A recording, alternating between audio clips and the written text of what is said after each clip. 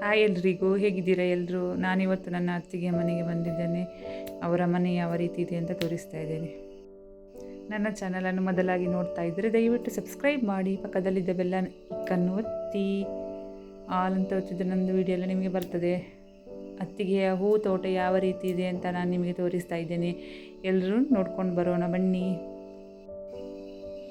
ನೋಡಿ, ಇದು ಗಂಟೆ ಹೂ, ಯೆಲ್ಲೋ ಕಲರ್ ಇದೆ, ಹಳದಿ ಕಲರ್, ಇದು ಗಂಟೆ ಹೂ ಅಂತ ಹೇಳ್ತಾರೆ. ತುಂಬ ಚೆನ್ನಾಗಿದೆ. ನೋಡಿ, ಇಲ್ಲಿ ನನ್ನ ಮಗಳು ನಾಯಿ ಮರಿ ಜೊತೆ ಆಟಾಡ್ತಾ ಇದ್ದಾಳೆ.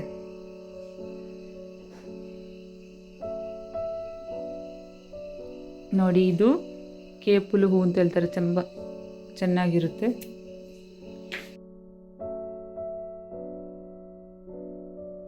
ಇದು ನಮ್ಮದು ಅತ್ತಿಗೆ ಮನೆ.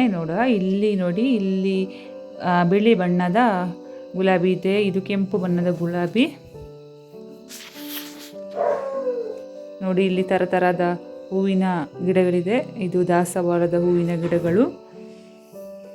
ನೋಡಿ, ಇದರ ಬುಡದಲ್ಲಿ ಇದು ಕಲ್ಲಂಗಡಿಯ ಗಿಡ, ಇದು ಬಳ್ಳಿ ಅಂತ ಹೇಳ್ಬೋದು. ನೋಡಿ, ಒಂದು ಸಣ್ಣ ಕಲ್ಲಂಗಡಿ ಆಗಿದೆ.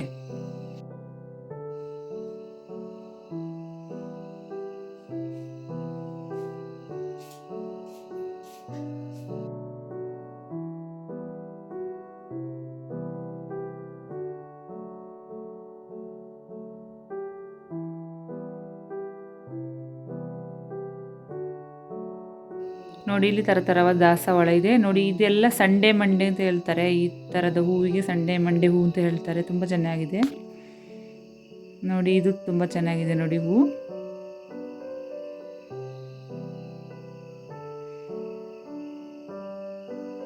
ನೋಡಿ, ಇಲ್ಲಿ ಟೊಮೆಟೊ ಹಣ್ಣು ಇದೆ.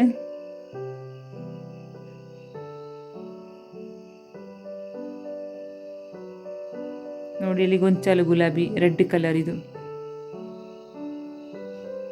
ತುಂಬ ಚೆನ್ನಾಗಿದೆ ಅಲ್ವಾ? ನೋಡಿ, ಇಲ್ಲಿ ಜರ್ಬೇರಾ ಅಂತ ಹೇಳ್ತಾರೆ. ತುಂಬ ಚೆನ್ನಾಗಿದೆ.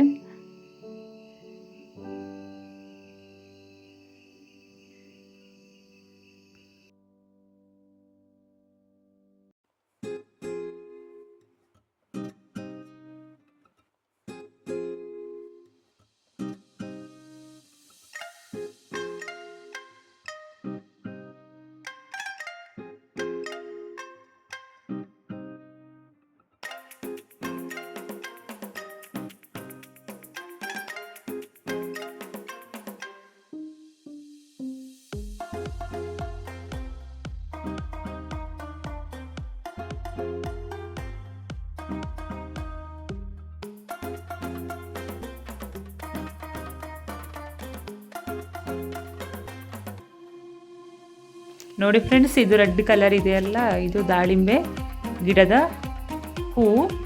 ಇದರಲ್ಲಿ ಈ ರೆಡ್ ಕಲರ್ ಹೂ ನೆಕ್ಸ್ಟ್ ದಾಳಿಂಬೆ ಆಗ್ತದೆ. ತುಂಬ ಸುಂದರವಾಗಿದೆ ಅಲ್ವಾ? ನೋಡಿ, ತುಂಬ ಚೆನ್ನಾಗಿದೆ.